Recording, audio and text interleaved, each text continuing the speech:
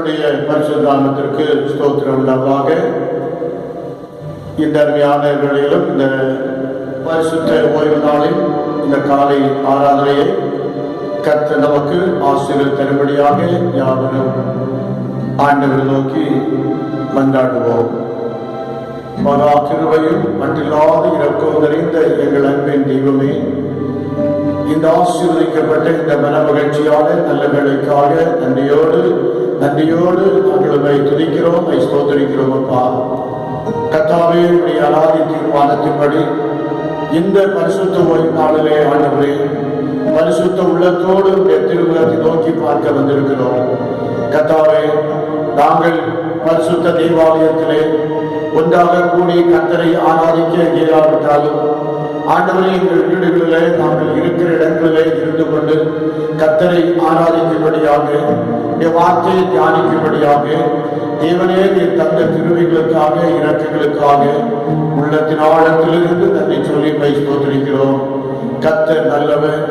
ஆண்டவரை இக்கட்டு நாளிலே அரணான கோட்டையானவர், ஆலோசனை கொடுத்து எங்கள் நடத்துகிற தேவனாய் இருக்கிறதாக கோடான கோடி ஸ்தோத்திரங்கள். ஆண்டவரே கர்த்தாவே, இந்த வேளையிலப்பா ஆண்டவரே ஒன்றுக்கு உதவாத எங்களை ஆண்டவரை நீர் தகுதிப்படுத்தி இந்த இடத்திலே நின்று கர்த்தருடைய வார்த்தையை பகிர்ந்து கொள்வதற்கு தேவன் ஒரு கிருபையை தந்ததற்காக கோடான கோடி ஸ்தோத்திரங்களையும் துதிகளையும் நாங்கள் செலுத்துகிறோம். ஐயா ஆண்டவரே, மெய்யாகவே இந்த நாட்களிலே ஆண்டவரே பரிசுத்தமாய் எங்கள் உள்ளம் காணப்படத்தக்கதாக கர்த்தர்களுக்கு கிடைத்தாலும் பரிசுத்தம் இல்லாமல் ஒருவரும் தேவனை தரிசிப்பதற்கு என்று வேத வசனம் சொல்வதை போல் ஆண்டவரே நாங்கள் பரிசுத்த உள்ளத்தோடு பரிசுத்த அலங்காரத்தோடு கர்த்தரை தொழுது கொள்ள எங்களுக்கு கிருபை தாரும் என்று சொல்லி நாங்கள் ஜெபிக்கிறோம். ஆண்டவரே கர்த்தாவே, மெய்யாகவே ஆண்டவரே எங்களுடைய வாழ்க்கையிலே ஆண்டவரே கர்த்தாவே இந்த கொரோனா தொற்றினாலே ஆண்டவரே இந்த சமுதாயம் ஆண்டவரே பல மக்கள் அவதிப்பட்டு அல்லல்பட்டு வேதனைப்பட்டுக் கொண்டிருக்கிறதான இந்த நாட்களில் கர்த்தாவே இந்த மக்களை நாங்கள் நினைவு கூர்ந்து ஜெபிக்கிறோம். அப்பா ஆண்டவரே அந்த தொற்றினாலே நாங்களும் ஆண்டவரே இந்த பரிசுத்த ஆலயத்திலே வந்து கூட இயலாதபடி காணப்படுகிறோம். கர்த்தாவே ஆண்டவரே இந்த அவல நிலையை மாற்றும். ஆண்டவரே ஒருவேளை இந்த சூழ்நிலையை வைத்துக் கொண்டு அநேக ஆண்டவரே கிறிஸ்துவின் பிள்ளைகள் என்று சொல்லி நாமும் தனிக்கப்பட்ட பிள்ளைகள் ஆண்டவரே ஒருவருக்கு குறை சொல்லி ஆண்டவரை தாங்கள் தான் நீதிமான்கள் என்று சொல்லி அவர்கள் தங்களை ஆண்டவரை அப்படி நிறைவேற்றிக் கொண்டாலும் கர்த்தாவே நாங்கள் நீதிமான்கள் அல்ல சுவாமி. பாவைகளும் தூசிகளும் ஆகிய அடியார்களும் வாழ்வை கர்த்தர் கண்ணோக்கி பார்க்க வேண்டும் என்று நாங்கள் ஜெபிக்கிறோம். ஆண்டவரே இந்த நாளில மனுஷன் அப்பத்தினாலே மாத்திரமல்ல தேவனுடைய வாயிலிருந்து புறப்படுகிற ஒவ்வொரு வார்த்தையினாலும் பிழைப்பான் என்று இடம் சொல்லுகிறது. ஆண்டவரே அவ்வளவாய் ஆண்டவரே கர்த்தாவுடைய வாயின் வார்த்தைகளாக வாழ்வு உண்டாகட்டும் என்று சொல்லி நாங்கள் ஜெபிக்கிறோம். எங்களை காட்டுகிறோம், பெருமையாக்குகிறோம், கர்த்தருடைய சமூகத்தில் அர்ப்பணிக்கிறோம். இந்த ஆராதனையும் துவக்கம் தரும்படி வருகின்றோம். பிரசன்னம் எங்களை ஆட்கொண்டு நடத்த வேண்டும் என்று நாங்கள் ஜெபிக்கிறோம். எங்கள் ஆண்டவரும் மீட்பரும் ஆகிய இயேசுவின் மூலம் வேண்டிக் கொள்கிறோம் நல்ல பிதாவே, ஆமென். நாம் யாவரும் இருக்கிற இடங்களிலே இருந்தபடி நமது பாடல் புத்தகத்திலே 271வது பாடலை நாம் பாடுவோம். பாடல் 271 துதித்து பாடிட பாத்திரமே துங்கவன் இயேசுவின் நாமமே. இந்த பாடலை பாடுவோம். துதித்து பாடிட பாத்திரமே துங்கவன் இயேசுவின் நாமமே. துதித்து பாடிட பாத்திரமே துங்கவன் இயேசுவின் நாமமே. துதிகளின் வார்த்தையில் வாசம் செய்யும் தூயனை நேயமாய் ஸ்தோத்தரிப்போமே. அற்புதமே அவன் நடத்துதலே ஆனந்தமே பரமானந்தமே நன்றியான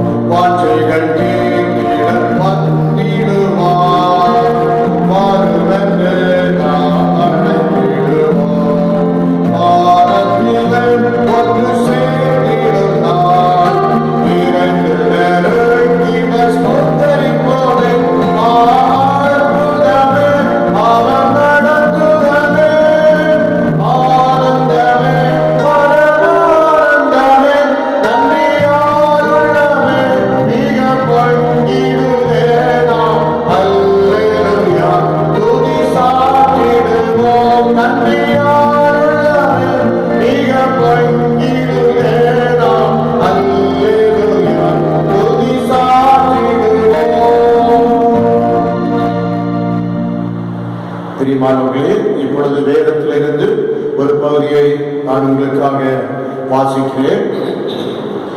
யோவான் எழுதின சுவிசேஷம் 21ஆம் அதிகாரம் வசனங்கள் 1 - 14 முடிய. யோவான் 21 1 - 14 முடிய. இவர்களுக்கு பின்பு இயேசு திபேரியா கடற்கரையிலே மறுபடியும் சீசருக்கு தம்மை வெளிப்படுத்தினார்.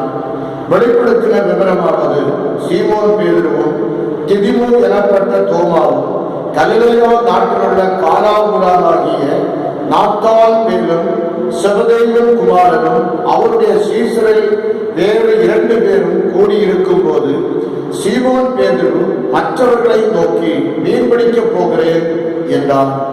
அதற்கு அவர்கள், நாங்களும் உம்முடனே கூட வருகிறோம் என்றார்கள். அவர்கள் புறப்பட்டு போய் உடனே படவேறினார்கள். அந்த ராத்திரியிலே அவர்கள் ஒன்றும் பிடிக்கவில்லை. விடியற்காலமான போது இயேசு கரையிலே நின்றார். அவரை இயேசு என்று சீசர்கள் அறியாதிருந்தார்கள். இயேசு அவர்களை நோக்கி, பிள்ளைகளே, புசிக்கிறதற்கு ஏதாயிலும் உங்களிடத்தில் உண்டா என்றார். அதற்கு அவர்கள் ஒன்றுமில்லை என்றார்கள். அப்பொழுது அவர், தங்கள் படகுக்கு வலதுபுறமாக வலையை போடுங்கள், அப்பொழுது உங்களுக்கு அகப்படும் என்றார். அப்படியே அவர்கள் போட்டு திரளான மீன்கள் அகப்பட்டதினால் அதை இழுக்க மாட்டாதிருந்தார்கள். ஆதலால் இயேசுவுக்கு அன்பாயிருந்த சீசன் பேதுருவை பார்த்து, அவர் கர்த்தர் என்றார். அவர் கர்த்தர் என்று சீமோன் பேதுரு கேட்டவுடனே தான் அஸ்திரமில்லாதவனாய் இருந்தபடியினால் தன் மேல் சட்டையை கட்டிக்கொண்டு கடலிலே குதித்தான். மற்ற சீசர்கள் கரைக்கு ஏறக்குரிய 200 முழ தூரத்தில் இருந்தபடியினால் படவில் இருந்து கொண்டு மீன்களுள்ள வலையை இழுத்து கொண்டு வந்தார்கள். அவர்கள் கரையிலே வந்திறங்கின போது கரி நெருப்பு போட்டிருக்கிறதையும் அதன் மேல் மீன் வைத்திருக்கிறதையும் அப்பத்தையும் கண்டார்கள். இயேசு அவர்களை நோக்கி, நீங்கள் இப்பொழுது பிடித்த மீன்களில் சிலவற்றை கொண்டு வாருங்கள் என்றார். சீமோன் பேதுரு படகில் ஏறி 153 பெரிய மீன்களால் நிறைந்த வலையை கரையில் இழுத்தார். இத்தனை மீன்கள் இருந்தும் வலை கிழியவில்லை. இயேசு அவர்களை நோக்கி, வாருங்கள், போதனம் பண்ணுங்கள் என்றார். அவரை கர்த்தர் என்று சீசர்கள் அறிந்தபடினால் அவர்கள் ஒருவரும் நீர் யார் என்று கேட்க துணியவில்லை. அப்பொழுது இயேசு வந்து அப்பத்தையும் மீனையும் எடுத்து அவர்களுக்கு கொடுத்தார். இயேசு மரித்தோரிலிருந்து எடுத்த பின்பு தம்முடைய சீசருக்கு அருளின தரிசனங்களில் இது 3வது தரிசனம். வாசிக்க வேண்டிய திருமறை பாடல் வாசித்தாயிற்று. கிறிஸ்துவுக்கு மகிமை உண்டாவதாக. ஆமென். இப்பொழுது நாம் கேட்க போற செய்திக்காக கர்த்தரை நோக்கி ஒரு நிமிடம் ஜெபம் செய்வோம். என் கண்மலையானவரே, என்னை காக்கும் தெய்வம் நீரே. என் கண்மலையானவரே, என்னை காக்கும் தெய்வம் நீரே. வல்லமை மாட்சிமை நிறைந்தவரே, மகிமைக்கு பாத்திரரே. வல்லமை மாட்சிமை நிறைந்தவரே, மகிமைக்கு பாத்திரரே. ஆராதனை உமக்கு, ஆராதனை உமக்கு, ஆராதனை உமக்கு, ஆராதனை உமக்கு. அன்பின் ஆண்டவரே, நல்ல வேளைக்காய் துதிக்கிறோம் அப்பா. நாங்களே கர்த்தாவே, நாங்கள் தியானிக்க போகிற வேத வசனங்களை எங்களுக்கு ஆசீர்வதித்தாலும் ஆண்டவரே, உம்மை துதிப்பதற்கு ஆண்டவரே எங்களுக்கு நீர் தந்த ஒரு கிருபைக்காக ஒரு ஸ்தோத்திரம் ஆண்டவரே. கர்த்தாவே, இந்த நாளில் நீர் எங்களோடு பேசும் ஆண்டவரே நாங்கள் கேட்கிறோம். அடிமையுடைய வாயின் வார்த்தைகளும் இருதயத்தில் தியானமும் கர்த்தருடைய சமூகத்திலே பிரியமாயிருப்பதா. ஆமென், ஆமென். இந்த நாளிலே நாம் சற்று நேரம் தியானிக்கும்படியாக தெரிந்து கொள்ளப்பட்ட தலைப்பு, கிறிஸ்துவின் விருந்தோம்பலுக்கு அழைப்பு. கிறிஸ்துவின் விருந்தோம்பலுக்கு அழைப்பு. Invitation to Christ hospitality. இந்த தலைப்பில் நாம் ஆண்டவருடைய வார்த்தையை சில நிமிடங்கள் நாம் சுருக்கமாக தியானிக்க போகிறோம். இதற்கு ஆதாரமாக தெரிந்து கொள்ளப்பட்ட வேத வசனம் யோவான் எழுதின சுவிசேஷம் 21ஆம் அதிகாரம் 12ஆம் வசனம். யோவான் 21:12. இயேசு அவரை நோக்கி, வாருங்கள், போதனம் பண்ணுங்கள் என்றார். அவரை கர்த்தர் என்று சீசர்கள் அறிந்தபடினால் அவர்கள் ஒருவரும் நீர் யார் என்று கேட்க துணியவில்லை. இயேசு அவரை நோக்கி, வாருங்கள், போதனம் பண்ணுங்கள் என்றார். எனக்கு அன்பான தேவ பிள்ளைகளே, வேதத்திலே நாம் பார்க்கும் போது வேதாகமம் முழுவதிலும் பழைய ஏற்பாடிலிருந்து புதிய ஏற்பாடு வரைக்கும் நாம் சிந்தித்து பார்க்கும்போது விருந்தோம்பலை குறித்து வேதாகமம் ஒரு விருந்தோம்பலை குறித்து சொல்லும் போது ஒரு அறச்செயலாக தான் அது சுட்டி காட்டுகின்றது. அண்டி வந்தவருக்கும் அந்நியருக்கும் அடைக்கலம் கொடுப்பதும் உண்டி கொடுத்து உபசரிப்பதும் இஸ்ரவேலர் மத்தியில் எழுதப்படாத ஒரு சட்டமாக இருந்தது என்று சொல்லி நாம் பார்க்கிறோம்.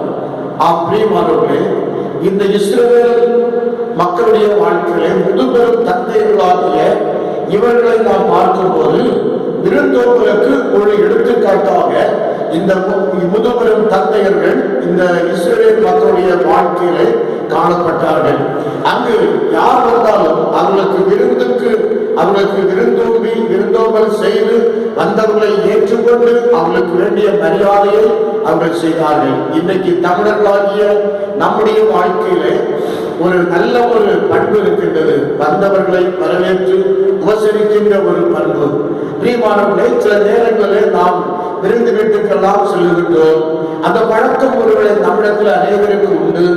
ஆனால் அந்த விருந்து வீட்டுக்கு நாம் செல்லும் போது அந்த விருந்து வீட்டில் எப்படி நம்மை வரவேற்பார்கள் முகத்தை நாம் பார்க்கும் போது நாம் அந்த விருந்து வீட்டுக்கு நாம் செல்லுகின்ற போது நாம் நிச்சயமாகவே இந்த விருந்து வீட்டில் ஒரு வாரம் நிற்பதா அல்லது உடனே செல்வதா என்பதை அவருடைய முகம் நமக்கு சுட்டி காட்டுகின்றது. பிரியமானவர்களே, ஒரு குறள் எனக்கு ஞாபகம் வருகிறது.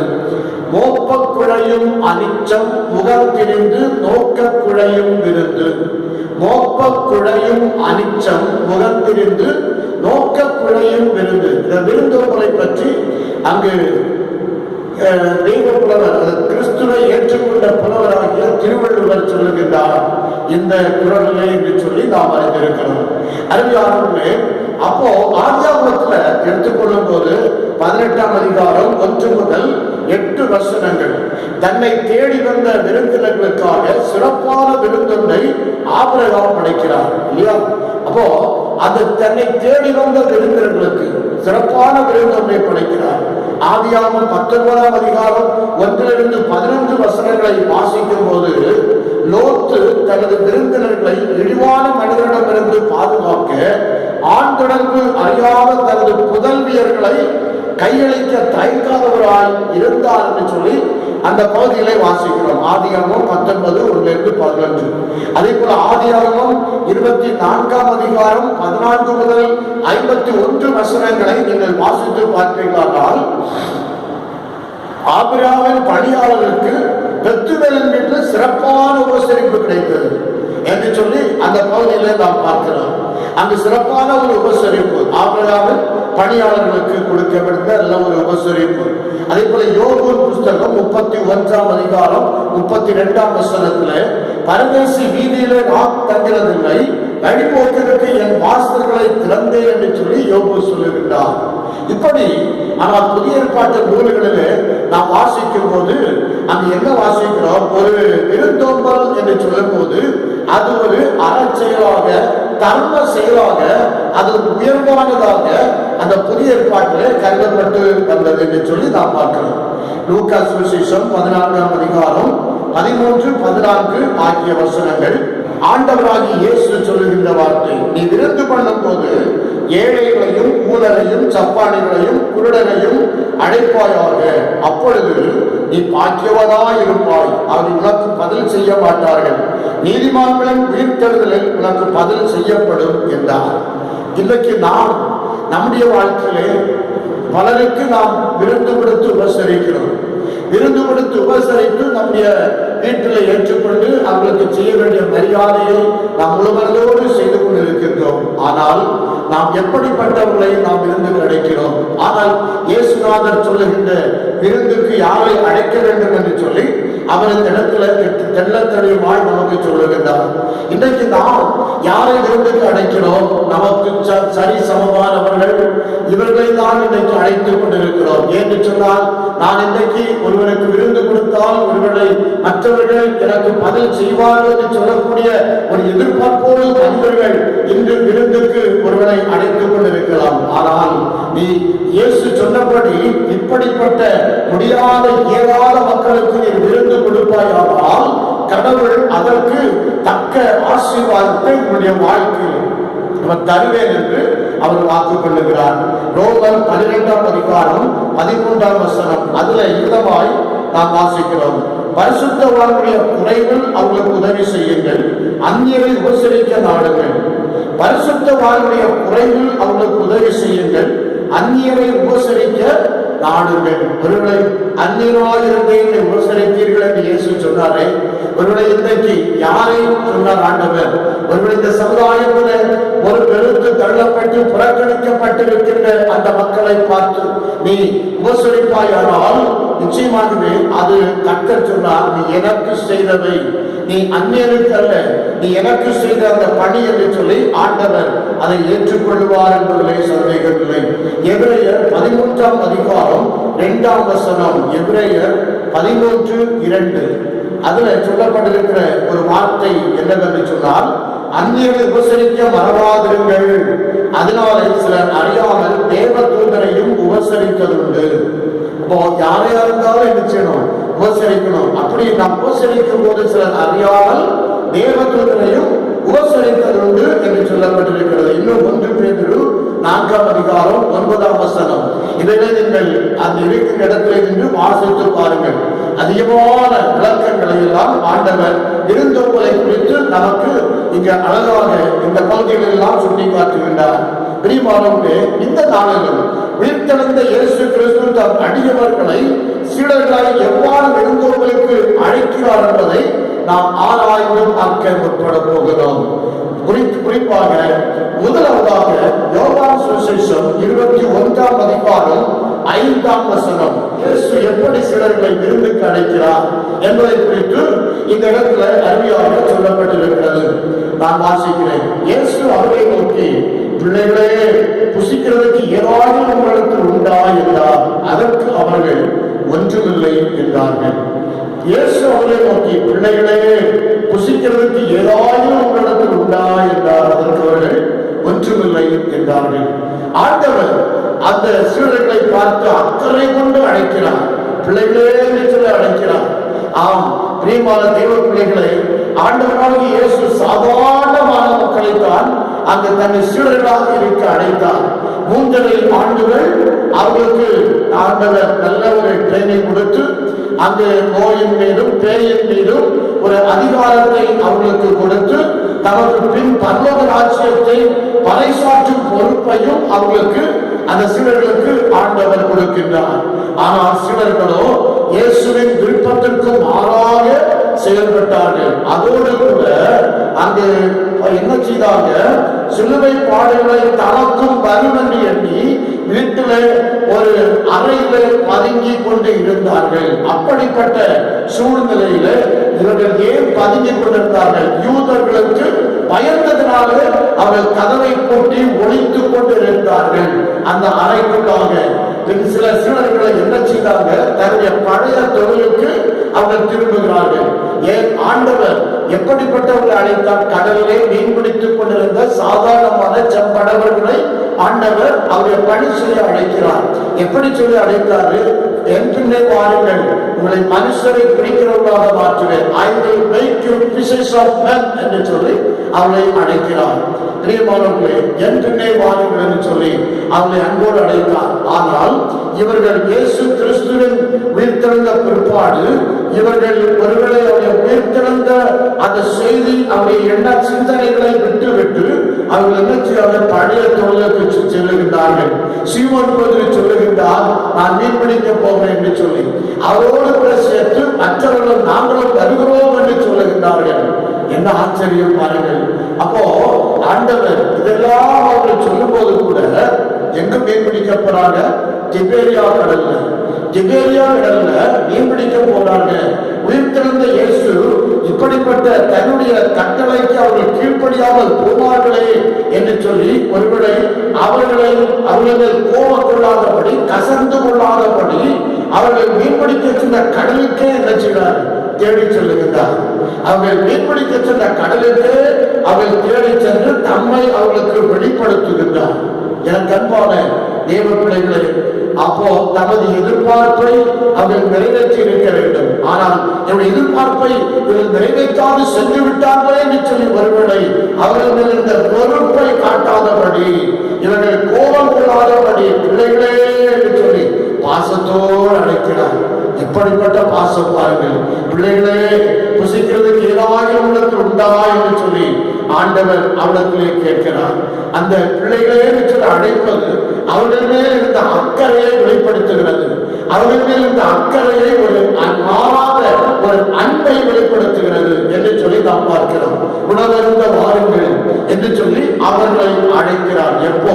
உயிர்த்தெழுந்த பிற்பாடு அந்த கடலுக்கே சென்று அவரை தேடி சென்று ஆண்டவர் அவரை விருந்தவங்களுக்கு உணவருந்த வாருங்கள், போதனை பண்ண வாருங்கள் என்று சொல்லி அவரை அழைக்கின்ற ஒரு காரியத்தை நாம் பார்க்கிறோம்.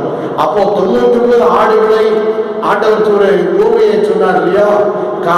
ஆடுகளை விட்டு காணாமல் போன ஒரு ஆட்டை தேடி செல்லக்கூடிய அந்த ஊமையை ஆண்டவர் சொல்லி தன்னுடைய ஊழிய காலங்களில் இந்த சீடர்களுக்கு அங்கு சொல்லி இருக்கின்றார் சொல்லி நாம் பார்க்கிறோம். ஒருவேளை அந்த இதன்படி அவர்கள் பின்வாங்கி போன சீடர்களை தேடி சென்று அவர்கள் மீன்பிடிக்க சென்ற அந்த கடலுக்கே சென்று அவர்களை விருந்துண்ண அழைக்கிறார். எப்படி பிள்ளைகளே சொல்லி அவளை அழைக்கிறார். எவ்வளவு பாசம் பாருங்கள், எவ்வளவு அக்கறை கொண்டவர் நம்முடைய ஆண்டவர். என்னுடைய விருப்பத்தை அவர்கள் நிறைவேற்றவில்லை, அவர்கள் வரட்டும் பார்க்கலாம் என்று சொல்லி ஒருவர் நினைக்காதபடி பிள்ளைகளே சொல்லி அழைத்து அவர்கள் அந்த சீடர்கள் மேல் இந்த நலனில் அக்கறை உள்ளவர்களாக அவர்களை அழைத்து அங்கு என்ன செய்கிறார்? விருந்து கொடுக்கிறார் என்று சொல்லி நாம் பார்க்கிறோம். அது போலத்தான் தம்மீது கொண்டுள்ள அக்கறையை அவர் வெளிப்படுத்துகின்றார். அதுபோல நாமும் மற்றவர்கள் நலனிலே ஒரு அக்கறையுடன் செயல்பட்டு பலரை விருந்தவர்களுக்கு அழைக்க ஆண்டவர் இந்த இடத்துல நமக்கு கற்றுக் கொடுக்கிறார். எனக்கு அன்பான கர்த்தருடைய பிள்ளைகளை, இன்னைக்கு நாம் அப்படிப்பட்ட இயேசு கிறிஸ்து இடத்தில் இருக்கிறதான ஒரு அன்பு, ஒரு பாசம் பிள்ளைகளே சொல்லி அழைத்து அவனுக்கு நாம் விருந்துள்ள நாம் அழைக்கும் போது வெறுப்புகளை செலுத்தாதபடி நாம் அழைக்கும் போது நிச்சயமாக அந்த அன்பை அதன் மூலமாக வெளிப்படுத்த வேண்டும் என்பதில் அந்த ஆண்டவர் இடத்துல நமக்கு சுட்டி காட்டுகின்றார். நம்ம பாருங்களா, முதலாவது எப்படி ஆண்டவர் அழைச்சாரு? அக்கறையோடு அழைச்சாரு. பிள்ளைகளே சொல்லி அழைத்து அவங்களை விருந்துக்கு அழைக்கிறார். இரண்டாவது அவர் எப்படி அழைக்கிறாரு? யோவான் சுவிசேஷம் 21ஆம் அதிகாரம் 6ஆம் வசனம். அப்பொழுது அவர், நீங்கள் படவுக்கு வலதுபுறமாக வலையை போடுங்கள், அப்பொழுது உங்களுக்கு அகப்படும் என்றார். அப்படியே அவர்கள் போட்டு திரளான மீன்கள் அகப்பட்டதினாலே இதை இழுக்க மாட்டாதிருந்தார்கள். திரளான மீன்கள். ஆண்டவர் முதலாவது கடலுக்கு தேடி சென்ற ஆண்டவர் அவர்களுக்கு ஒரு நல்ல ஒரு ஆலோசனையை கொடுக்கிறார். ஆலோசனை கொடுத்து விருந்துக்கு அழைக்கிறார். நல்ல ஒரு ஆலோசனை. நீங்கள் நாள் முழுவதும் பிரயாசப்பட்டீர்கள் என்று சொல்லி அவர்கள் பிரயாசத்தை கர்த்தர் அறிவார். அப்போ நாள் முழுவதும் ஒன்றும் அகப்படாமல் இருக்கும் போது அவர்களுக்கு பசி, வேதனை, இன்னும் களைப்பு, சோர்வு, இதெல்லாவற்றின் மத்தியிலும் ஆண்டவர் இந்த சீடர்களுக்கு நல்ல ஒரு ஆலோசனையை கொடுக்கிறார். என்று சொன்னால் இவர்கள் ஆனாலும் ஆண்டவரின் விருப்பத்திற்கு மாறாக இவர்கள் செயல்பட்ட போதும் ஆண்டவர் அவர்களை விட்டுவிடவில்லை. ஆண்டவருக்கு தாங்களை அர்ப்பணித்ததை அவர்கள் முதலில் தள்ளிவிட்டு ஓடோடி செல்லுகின்றார்கள். ஆனால் அந்த திபேரியா கடலிலே சென்று வலையை வீச மீனவர்களுக்கு எதுவும் கிடைக்கவில்லை. வெறுமை வெறுமை என்று சொல்லி பார்க்கிறோம். அங்கு அவர்கள் எதிர்பார்த்தது நாமளும் போய் நல்லா மீன் பிடித்துக் கொண்டு வரலாம் என்று சொல்லி, ஆனால் அவர்கள் பார்த்தது மீன் அல்ல, வெறுமை வெறுமை, ஒன்றுமில்லாமை, ஒன்றும் அகப்படாமை என்று சொல்லி பார்க்கிறோம். அப்போ அவர்கள் சிலர்கள் சொன்னாங்க, நாமளும் நாங்கள் பிரயாசப்பட்டோம், ஒரு மீன் கூட எங்களுக்கு என்ன செய்யல, அகப்படவில்லை என்று சொல்லுகிறார்கள். அப்போ ஆண்டவர் சொல்றாரு, கடலுக்கு வலதுபுறமாய் வலையை வீசுங்கள், கடலுக்கு வலதுபுறமாய் வலையை வீசுங்கள் என்று சொல்லி அந்த ஆலோசனை தான் கொடுக்கிறார். அந்த ஆலோசனை கடவுள் கொடுக்கின்ற அந்த ஆலோசனையின்படி நாம் வாழும்போது நிச்சயமாகவே அது திரளான ஆசீர்வாதம் அதனால நம்முடைய வாழ்க்கையிலே உண்டாகும் என்பதிலே சந்தேகமில்லை. அப்படியே வலை இழுக்க மாட்டாத அளவுக்கு திரளான மீன்களை அவர்கள் பிடித்தார்கள் என்று சொல்லி வேதத்திலே வாசிக்கிறோம். திரளான மீன்கள். அவ பாருங்கள், அவர் கர்த்தர் என்று சொல்லி அறிந்து கொண்டார்கள். ஆகவே பாருங்க, அவர் ஆலோசனை கர்த்தர். வீட்டிருந்த கிறிஸ்து சீடர்களுக்கு ஆலோசனை கொடுத்து விருந்துகளுக்கு அழைக்கிறார், விருந்துக்கு அழைக்கிறார். நல்ல ஒரு ஆலோசனை.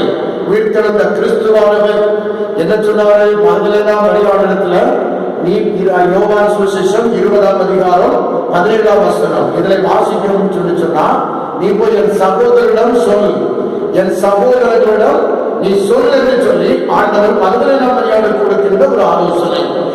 ஆனா மத்தேயு சுவிசேஷம் 28ஆம் அதிகாரம் 19, 20 ஆகிய வசனங்களை ஆண்டவர் இவர்களுக்கு கொடுக்கின்ற ஒரு மாபெரும் கட்டளை, மாபெரும் கட்டளை மாத்திரமல்ல, ஒரு மாபெரும் ஆலோசனை என்று சொல்லலாம். 19, 20 நான் வாசிக்கட்டுமா? ஆகையால் நீங்கள் புறப்பட்டு போய் சகல ஜாதிகளையும் சீஷராக்கி பிதா குமாரன் பரிசுத்த ஆவியின் நாமத்திலே அவர்களுக்கு ஞானஸ்தானம் கொடுத்து நான் உங்களுக்கு கட்டளையிட்ட யாவையும் அவர்கள் கை கொள்ளும்படி அவர்களுக்கு உபதேசம் கொள்ளுங்கள். இது உலகத்தின் முடிவு பரியந்தம் சகல நாட்களிலும் நான் உங்களுடனே கூட இருக்கிறேன் என்றார். பிரியமான தேவ பிள்ளைகளே, இந்த ஆலோசனையை இந்த சீடர்கள் உயிர்த்தெழுந்த இயேசுவிடம் பெற்றுக்கொண்டு அவர்கள் அந்த பணியை செய்ய அவர்கள் கடந்து செல்லுகின்றார்கள்.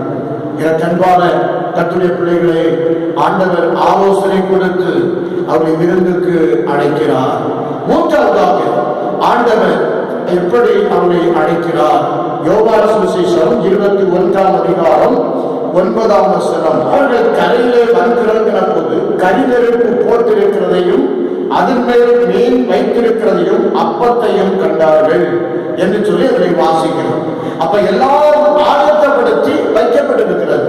அவர்கள் ஆயத்தப்படுத்தி வைத்துவிட்டு தான் அவருடைய விருந்துக்கு பிள்ளைகளை வாருங்கள் என்று சொல்லி போதனம் பண்ணுங்கள் என்று சொல்லி அவளை ஆண்டவர் அழைக்கிறார். அப்ப பாருங்கள், இயேசுவினாலே பரலோக ராஜ்யத்தின் பணி செய்ய இவர்கள் அழைக்கப்பட்டிருக்கிறார்கள். அப்போ இவர்கள் இயேசு கிறிஸ்துவினாலே பரலோக ராஜ்யத்தை குறித்து பிரசங்கம் பண்ண அழைக்கப்பட்டிருக்கிறார்கள். ஆனால் இந்த நேரத்தில் இயேசுவின் விருந்தோம்பலுக்கு மாறாக, விருப்பத்திற்கு மாறாதவர்கள் செயல்பட்டு இயேசுவை போல பாடல்களுக்க பயந்து இயேசு தங்களை அழைத்த அழைப்பை உதறிவிட்டு அவர்கள் எங்க போறாங்க? தாங்கள் முன் சென்ற மீன்பிடி தொழிலை திபேரியா கடலிலே அவர்கள் மீண்டும் செய்து கொண்டு நாங்களும் ஒன்று கிடைக்காத இருந்த சூழலில் இயேசு அங்கு சென்று உணவருந்த அவளை அழைத்தார். பாருங்கள், அப்படின்னு சொன்னா எல்லாம் ஆயத்தப்படுத்தி வைக்கப்பட்டு எல்லாம் இருக்கிறது. அப்படி சில அழைப்புகளுக்கு முன்பாகவே விருந்தை ஆயத்தம் செய்து வைத்துவிட்டு அவர் அழைக்கிறார் என்று சொல்லி நாம் அந்த 21ஆம் அதிகாரம் 9ஆம் வசனத்தில் நாம் வாசிக்கும் போது அவர் அங்குதான் கண்டுகொள்கின்றோம். அப்ப எல்லாம் ஆயத்தம். அப்ப நாம் விருந்துக்கு ஒருவரை அழைக்கும் போது நாம் எல்லாம் என்ன செய்யணும்? ஆயத்தப்படுத்தி வைக்க வேண்டும். அப்படின்னு சொன்னா இயேசு எல்லாவற்றையும் ஆயத்தப்படுத்தி வைத்தார். அவரை அழைக்கிறார். அப்படியே இயேசுவால் அழைக்கப்பட்ட சீடர்களிடம் சென்று முதலில் அப்பத்தையும் பின்னர் மீனையும் எடுத்து கொடுக்கிறார். முதலாவது அப்பம், இரண்டாவது என்ன கொடுத்தாரு? மீனை கொடுத்தார் என்று சொல்லி பார்க்கிறோம்.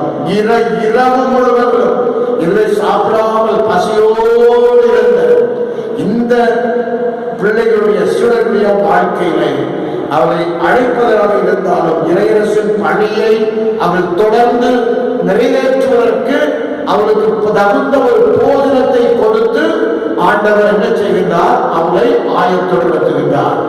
பாருங்கள், அப்போ அவர்கள் எல்லாம் ஆயத்தப்படுத்தி வைத்து அவர்கள் விருந்துக்கு அழைத்து தொடர்ந்து என்ன செய்யணும்?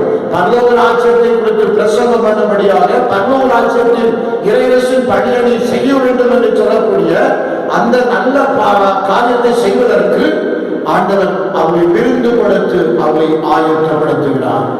பிரியமான கர்த்தரின் பிள்ளைகளே, அந்த விருந்தினாலே அவங்களுக்கு என்ன உண்டாய்? நல்ல பலன் கிடைத்தது. அந்த போதனத்தினாலே நல்ல பலன் கிடைத்தது என்று சொல்லி பார்க்கிறோம். கர்த்தர் கொடுத்த ஒரு போதனம். இன்றைக்கும் எனக்கு அன்பான கர்த்தரின் பிள்ளைகளே, நம்மையும் ஆண்டவர் அழைத்துக் கொண்டிருக்கிறார். பிரியமான பிள்ளைகளே என்று சொல்லி நம்மை அழைக்கிறார், ஆயத்தப்படுத்தி அழைக்கிறார். வாருங்கள் போதனம் பண்ணுங்கள் என்று சொல்லி கர்த்தர் நம்மை அழைக்கிறார். உலக மக்களின் நல்வாழ்வுக்காக கடவுள் மைந்தர் எப்படி ஆயத்தப்படுத்தி அனுப்பி வைத்தாரோ அதுபோல இயேசுவும் தம் அடியவர்கள் இறையரசின் பணியை தொடர வேண்டும் என்பது கடவுளுடைய விருப்பம். ஆகவே அவர்களுக்கு வேண்டிய விருந்தை ஆயத்தப்படுத்தி தொடர்ந்து இறையரசின் பணியை செய்ய வேண்டும் என்று சொல்லி அவளை அவர் அழைக்கிறார். ஆயத்தப்படுத்தி பணியை தொடர வேண்டும். ஆயத்தப்படுத்திய நிகழ்ச்சி நமக்கு காட்டுகிறது. சாதாரணமான உணவு அல்ல, சாதாரணமான போஜனம் அல்ல. அது அப்பத்தையும் மீனையும் கொடுத்து அவர்கள் தொடர்ந்து பரலோகராஜ்யத்தை குறித்து பிரசங்கம் பண்ணுவதற்கு அவளை ஆயத்தப்படுத்துகிறார், அவளை பலப்படுத்துகிறார் என்று சொல்லி நாம் பார்க்கிறோம். அறிஞர்களே, அப்போ நாமும் இயேசுவை போல இறைப்பணி செய்ய கர்த்தர் நம்மை அழைத்துக் கொண்டிருக்கிறார். பரலோக ராஜ்யத்தின் பணி செய்ய கர்த்தர் நம்மை அழைத்துக் கொண்டிருக்கிறார். அதற்கு நாம் ஆயத்தப்படுவோம், மற்றவர்களையும் ஆயத்தப்படுத்துவோம். தேவன் தாமே இந்த திருவசனப்படி நாம் ஒவ்வொருவரையும் ஆசீர்வதிப்பாராக. ஆமென், ஆமென். இப்பொழுது திருமண அறிக்கை. ஈசிஐ சென்னை பிராயம் கன்னியார்பட்டி ஏரியா கல்வாரி தேவாலயம் ஜோதி நகரை சார்ந்த திரு பவுல்ராஜ் பேச்சியம்மாள் என்பவர்களின் மகள் செல்வி செல்வப்பிரியாவும் பழைய வண்ணாரப்பேட்டை ஜெயகிறிஸ்து கிறிஸ்தவ ஆலயத்தை சார்ந்த திரு எஸ் மணிமாறன் என்பவரின் மகன் செல்வன் நவீனும் விவாதம் செய்து கொள்ளவிருக்கிறார்கள்.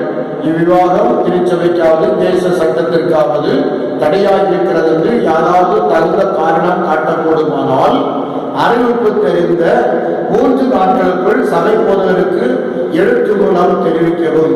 இது இவர்களுக்கான 3ஆம் அறிக்கை. திருமணத்திற்காக ஆயத்தப்படுகிற பிள்ளைகளுக்காக சபையார் யாவரும் ஜெபிக்கும்படியும் ஜெபித்துக் கொள்ளும்படியும் அன்போடு கூட கேட்டுக்கொள்கிறோம். இப்பொழுது நாம் யாவரும் ஜெபம் செய்வோம்.